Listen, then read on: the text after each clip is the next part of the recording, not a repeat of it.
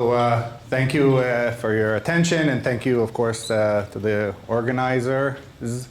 And again, a great opportunity for more sort of mix of computer science and physics in a very special venue that's been long sought for. So I'll be telling about a few things, but first, brief introduction to my group at the Hebrew University. So we fabricate superconducting circuits and measure them, both in sort of quantum optics experiments, which will be most of what I talk about. Also some material defect research, coupling these superconducting defects to circuits. And maybe more recently, we've been looking at higher fidelity superconducting qubit experiments. So here is a swap experiment between two qubits, entangling, disentangling oscillations with about 99% fidelity, something like that. And maybe also I'll be talking about this multimode photonics experiment. Because I always run out of time, special thank you to the people who do the work, the group. And so we have Nadav, Carmel, and Guy Pardo here at the conference, and they also are giving student talks. Nadav spoke on the first day, and Guy will be speaking tomorrow. So again, thank you to generous funding and friends near and far. So I'll be talking about a uniquely physical effect in superconducting circuits, namely kinetic inductance, both linear and nonlinear, as a resource for scalable microwave photonics on chip.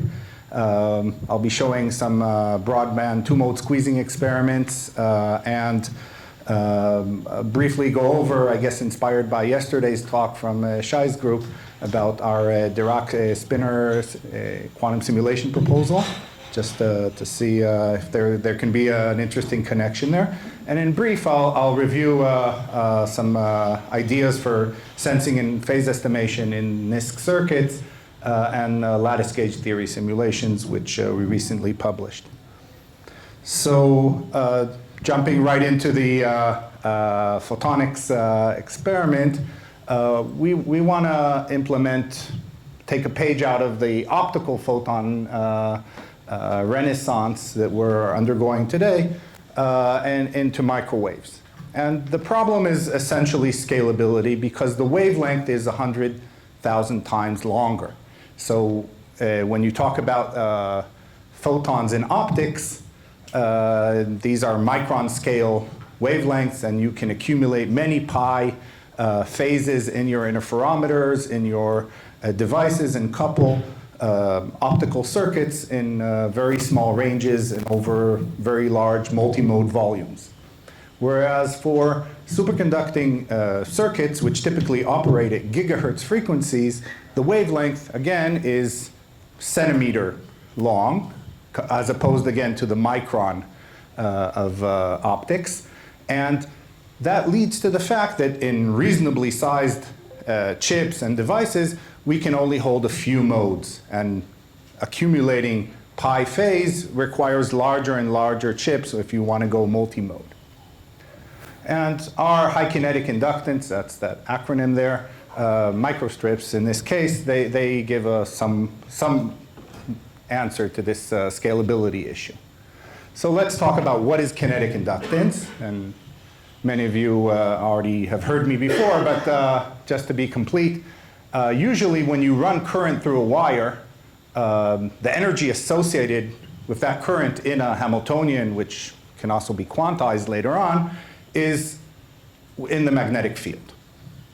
And that energy is sort of prefixed by an inductance, which is magnetic energy, and this is just the usual term we think about when we talk about inductance. However, we've ignored the kinetic energy of the charge carriers. Things are moving inside the wire, and that motion is usually a kinetic energy, which in typical scenarios, in room temperature and regular materials, is 12 orders of magnitude less energy than the magnetic. So it's justifiably ignored. However, there are certain cases, especially in amorphous superconductors, where this can become quite large. Actually, there's sort of an intuition about what's going on inside a Josephson junction, which also can be thought of as a kinetic inductance. The energy of the Josephson junction itself can be thought as a kinetic inductance, to a certain approximation. And so this kinetic energy, which is an inductance, has this formula, and where we have the carrier density, the cross-section of the nanowire, and we lead up to so-called London depth, which is a property of superconductivity. And that's sort of our final expression. Mu is just magnetic permeability. And superconducting tungsten silicide films we'll be using, this can lead to the fact that kinetic inductance can be much larger than the geometric inductance, whereas it was 12 orders of magnitude less in regular materials and in standard superconductors. Here it can be a factor of 100 or 1,000 times larger. And it also can behave nonlinearly, and this is roughly the critical current of the wire, and if you started driving it with slightly larger currents, the inductance becomes larger, and this can lead to resonance frequencies and frequency shifts and Duffing-like nonlinearities, which at least the physicsy audience is familiar with. And the source of the nonlinearity can be derived in maybe a Ginzburg-Landau sort of expression, but the short version is that high currents suppress the gap of the superconductor, reducing the the superconducting carrier density, but in order to supply the current that you require, the remaining pairs have to move faster. So that increases your inductance. And whenever you have a nonlinearity, you can talk about wave mixing. So we have now, suppose I set up some sort of waveguide with capacitance per unit length and an inductance per unit length, and that has a wave equation. And now that wave equation with my kinetic inductance nonlinearity is a nonlinear wave equation which can mix frequencies. So if I drive a pump and a signal into a waveguide of this form, it'll get amplified. The pump will actually, the pump energy in this four-wave mixing scenario will be broken into amplifying the signal and also creating a idler frequency which wasn't there before and appears due to this wave mixing. And there's several subtleties associated.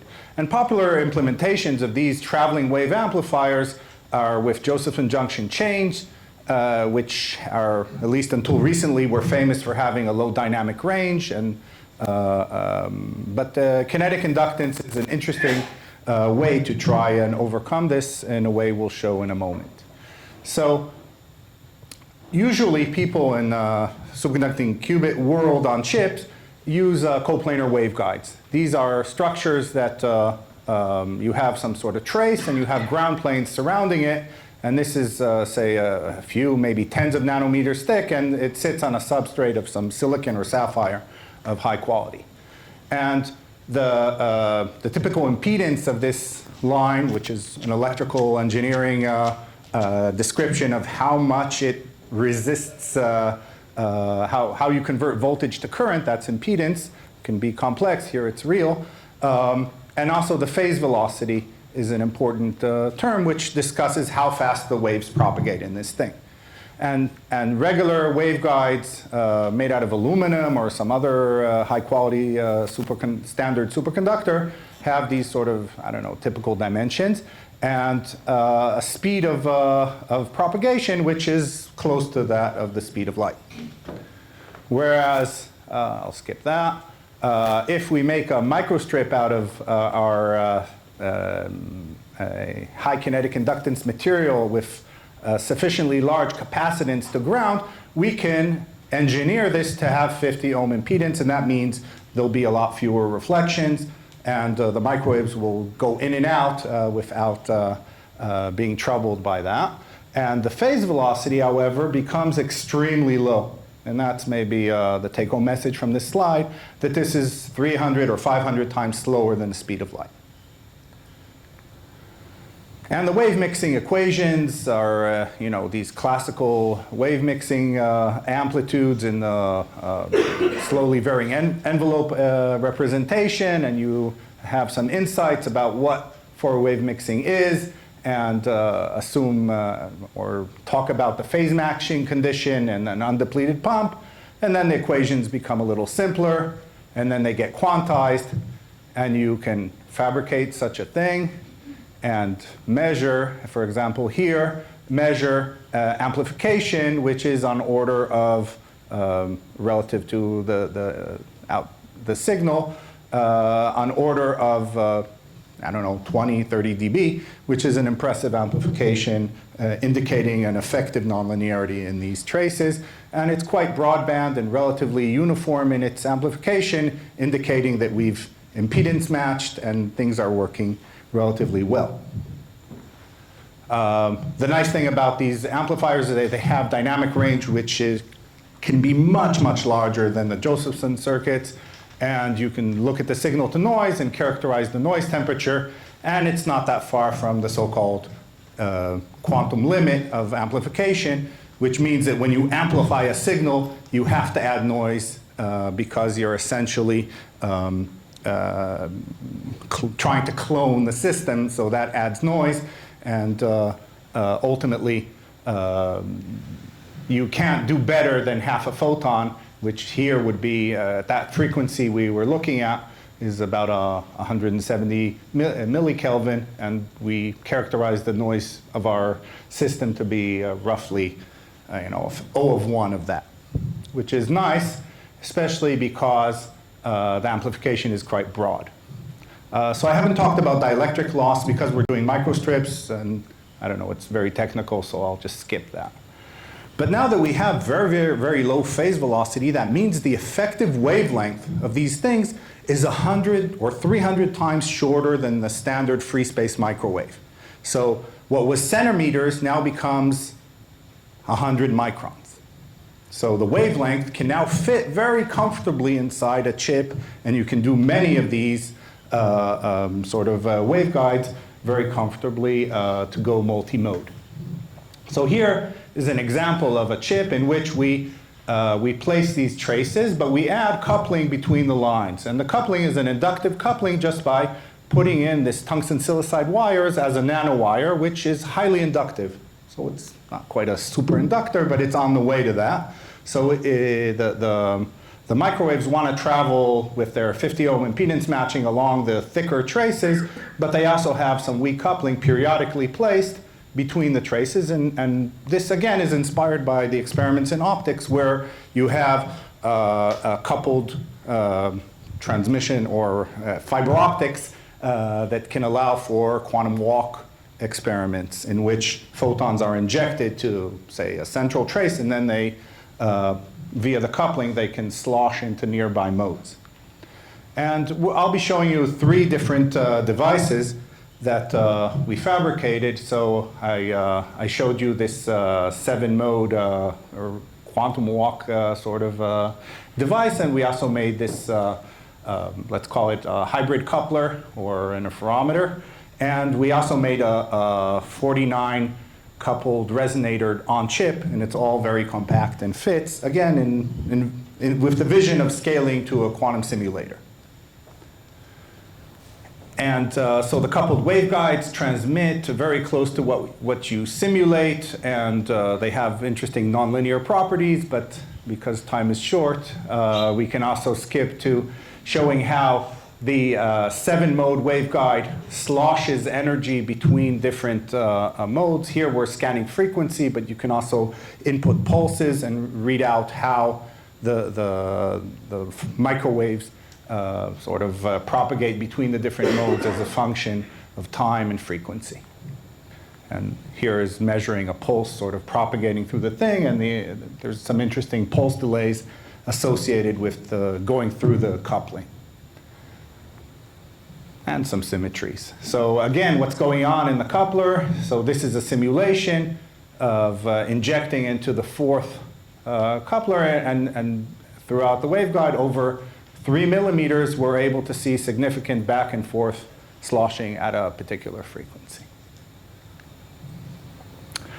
Now, one thing you can do is, for example, pump on one of the ports and measure through the other and see a blockade effect in which the interesting thing about this coupler, as it compares to optics, is that in optics, usually the nonlinearity is on site. Here, the nonlinearity is actually in the coupling, because those are the thinner wires which go nonlinear sooner. So the behavior is non-trivial, but even with 200 photons being driven, you already see a nonlinear blockade and a change in the transmission affecting one of them. Now going to the lattice of 49 coupled resonators, so we see that this is, I forget which one is measurement, which one's simulation, they're quite similar. Again, we just characterize the material and we build this lattice and we measure the transmission through it, and it really reproduces this complicated band structure in an interesting way. It also goes nonlinear, and well, here you can just simulate how, if you were to populate just the first resonator on the corner here, so it would do a very nice sort of bosonic quantum walk through the resonators, and because you populated just one, it's going to slosh in a symmetric way all the way towards the other side, and then it'll slosh back in a funny sort of multi-mode walk. But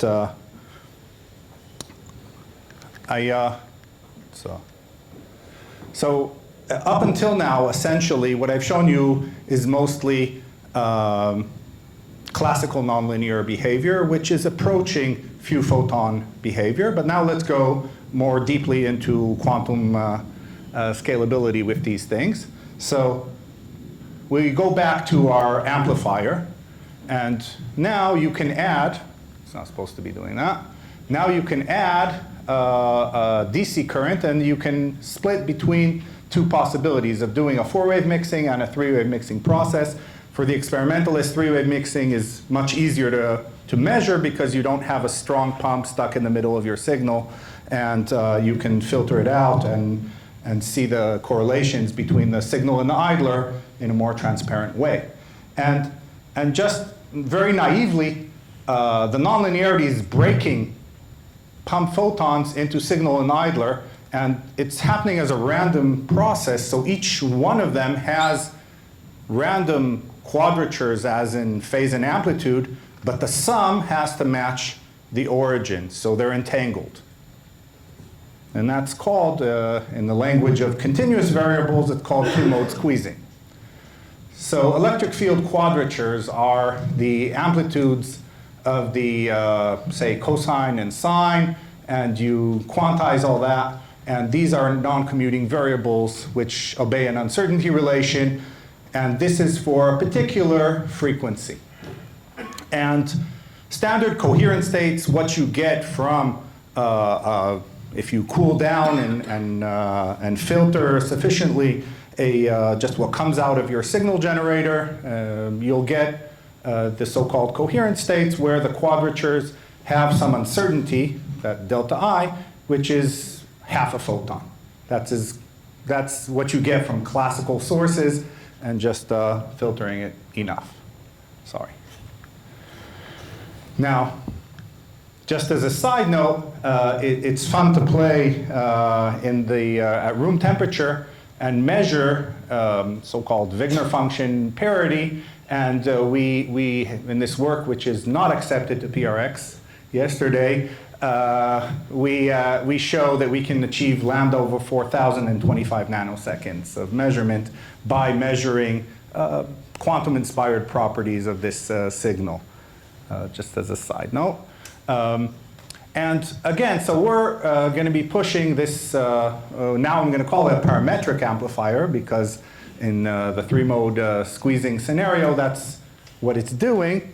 And that's the Hamiltonian, which is creating, at least in the degenerate, when you look at half the pump frequency. But when you look around the pump and the signal and idler, you're going to see this sort of squeezing in which you either create photons, which are created in a correlated way, or you destroy them. And again, that's the evolution there. Most implementations, up until relatively recently, have been very narrow band for this, at least in superconducting circuits. And here is, oops, keeps doing that, I'm sorry. And here we see the three-wave mixing amplification. Goes to, I don't know, 7, 8, 10 dB over a reference line. And it's very, very broadband. Because, and part of that has to do with the fact of the very slow phase velocity. Those of you who are, again, very physicsy about this stuff, it has very sort of interesting properties when you compare it to other amplifiers. But this nonlinearity is very, very effective in creating the so-called squeezing effect. A parametric amplifier amplifies, because it's parametric, it's amplifying one particular quadrature. And the other quadrature is getting squeezed. And when we measure this classically, by just inputting a signal and seeing how much is it amplified, it really depends on its phase relative to the pump. And if you're in phase, it's getting amplified significantly.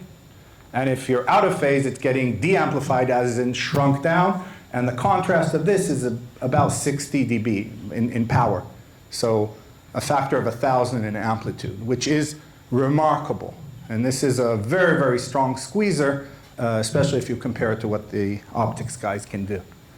And in single mode, you start measuring, and this is what you get. This is like almost raw data. You look at the quadratures of the I and the Q as defined before. Think of them as X and P of a harmonic oscillator, the momentum and the position.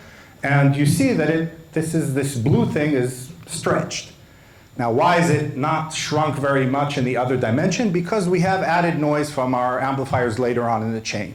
So if you want to estimate what's really going on, you have to ask Andreas how to do that, because he and his group are the gold standard for that for quite a while.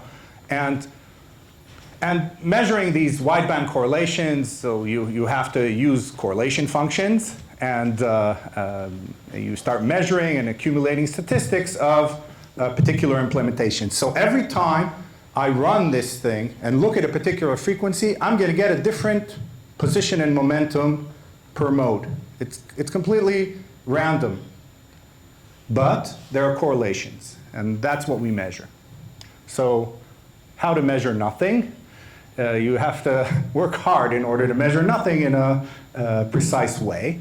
And that includes synchronizing everything very carefully. And here we down-convert our pump frequency to a reference and deconvolute it on a so-called mixer, which measures the I and Q quadratures. They get digitized, and then that goes to a computer. And this is the raw data. So we see, for example, looking at, well, plus and minus here represent signal and idler. So we'll say minus is signal, plus is idler. So we see here that these are just thermal blobs. But when we look at correlations, we see them, and this is the raw data. It's just what comes out of the computer by just looking at the correlations between individual measurements. And, well, you have to talk about exactly how you sample and how you average and what are the windows and how many times you repeat this stuff. And the fun thing is that it's all electronics. You're measuring nothing, but you're doing it very, very quickly. So you get a lot of statistics, and it accumulates. And then you look at the correlation functions, and here is a fun quote. So to my theorist friends, if I ever complain about my measurements, just repeat the phrase, have you checked your IQ mixers? And that'll probably correct, and you'll be smart sounding, saying that, and Andreas agrees. Anyway, so there are various tests for entanglement, because squeezing is also a classical phenomena. You see it all the time in classical coupled modes, but we want to go quantum, and we want to go broadband with thousands of modes. And there are criteria for this, which look carefully at your correlation matrices, and sometimes you set up auxiliary matrices, diagonalize them, and if the eigenvalues are small enough, you're entangled. You have to calibrate the noise that I mentioned before and subtract it, and here we're using a reference, again, from the Waldorf group, which we are very carefully follow the procedures, because these are small corrections and that need to be carefully subtracted to make sure you're really getting the quantum signal out of it. And this is basically what we get. So the eigenvalue here, when it goes below half, you're entangled. And this is maybe a little optimistic because the error bars here are statistical and we have to add more systematics to be more convinced, and that's why we're still analyzing the data. And it has an interesting outlook to trying other geometries and other forms of interferometry and using it for detection of interesting signals in the fridge and possibly outside. And now I want to recap. How much time do I have? 8 minutes, plenty of time. So now I want to recap a different topic, which is the topic of control and spin locking. And as you recall, superconducting qubits are an anharmonic oscillator. So we naively talk about the two lowest states as the qubit, but actually there's more. And the anharmonicity here, alpha, or sometimes eta, depending on your mood, is characterized in that Hamiltonian. And there's a drive. And we're going to denote n as the eigenstates of just the bare Hamiltonian. That's how A is basically defined.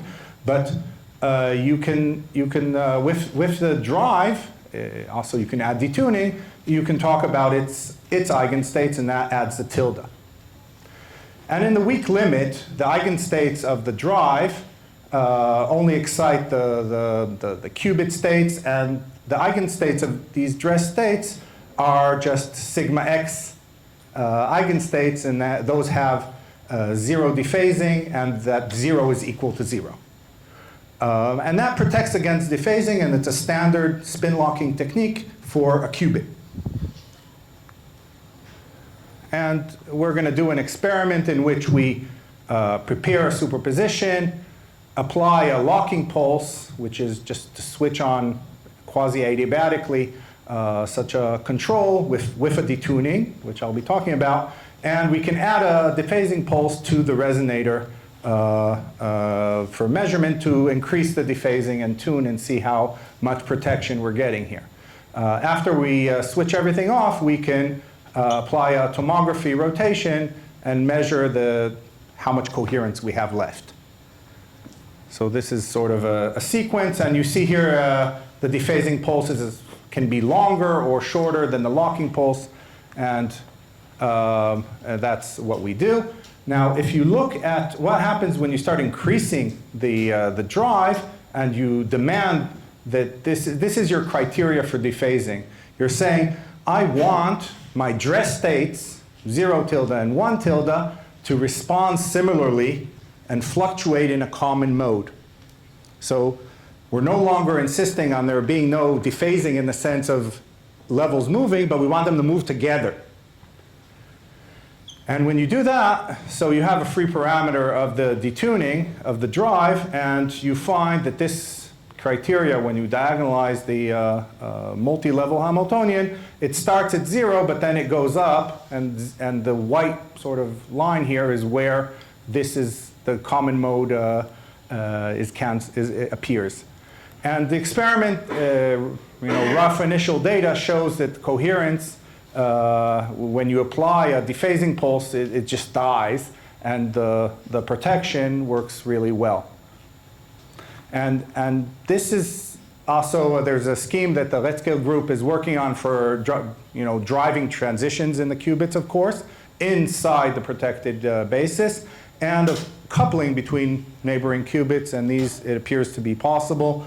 And maybe even an added nice feature of this scheme is that now you can detect leakage to higher states and outside the basis of your qubit because that's exactly what you see here, that the measurement pulse is completely ineffective, doesn't dephase or actually induce any collapse of your dress state qubit, but it does potentially dephase and allow you to see leakage outside the state.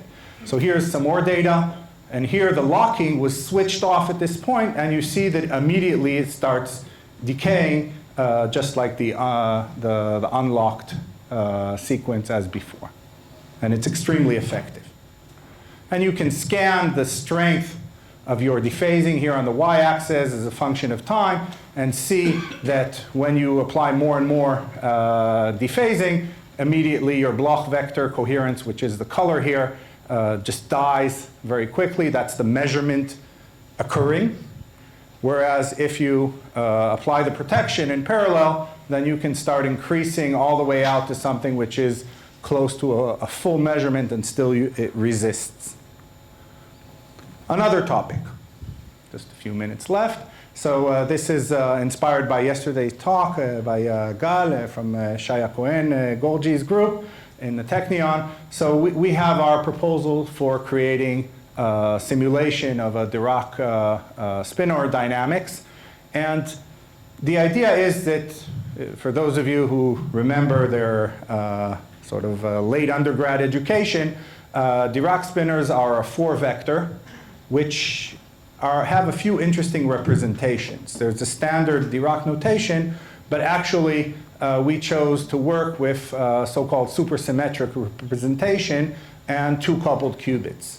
And there, it was really straightforward to define Rabi amplitudes whose phase and amplitude define the components of this 4x4 Hamiltonian. And it's a mapping in which you just set the Rabi frequencies, phases, and amplitudes to be on resonance, or maybe later on off resonance, with these transitions. And you can just create, this is the Dirac Hamiltonian of a particle. And if you simulate this, you see that starting from the ground state, it sloshes in an interesting way, which represents Dirac dynamics. And you can explain this via non-trivial dress state dark and bright states being coupled by this Hamiltonians. You have essentially 2 manifolds, which if you start in the 0, it's decoupled from the other manifold. But if you adiabatically switch on your controls, you can access the full Hilbert space and look at its helicity by measuring just standard observables. And this can be extended to solid-state models in which we have spin-orbit coupling and other non-trivial helicity connections between spin and the direction of propagation. And another interesting physics you can simulate in this model is the addition of a strong electrical field. And in this context, electric field just represents a chirp in the amplitude. And a small electric field is adiabatic, and a large electric field is non-adiabatic. And you really see a transition depending on what sort of chirp you apply, here parametrized by time and mass. And you either stay adiabatically on the lower branch or you transition. And that's exactly the Schwinger mechanism of spontaneous electron-positron creation from the vacuum. Just in brief, because I have -1 minute, I want to mention a very recent work to be submitted that is done jointly with Nadav here in the audience, Nadav Katz, of maybe a more algorithmic sort of approach to sensing, in which we'd like to use quantum phase estimation for metrology or sensing. And in the Kitaev iterative version of this phase estimation, this circuit with particular angles and gadget just works with an ancilla qubit and a sensor qubit to sense the rotation that U causes. And it detects the kth digit. But noise, which is sort of the topic of this conference, it biases the distribution, as we learned in talk the other day, and we lose the scaling advantage very, very quickly. Not so much because the distribution becomes broader, it just moves. And it moves away from the ideal value, so averaging won't help. And you're not able to correct for that. So the idea that Nadav and I had was to add a logical physical gadget to this. And in certain regimes and in certain sensitivities you are searching for, this has a logical advantage. And there are many subtleties, but if you're interested, talk to Nadav or me, or view the talk, which will be online eventually. Finally, last but not least, we're working together with Erez Zor group, also at the Hebrew University, on lattice gauge simulations, where there is a very interesting mapping which allows you to reduce the number of degrees of freedom dramatically.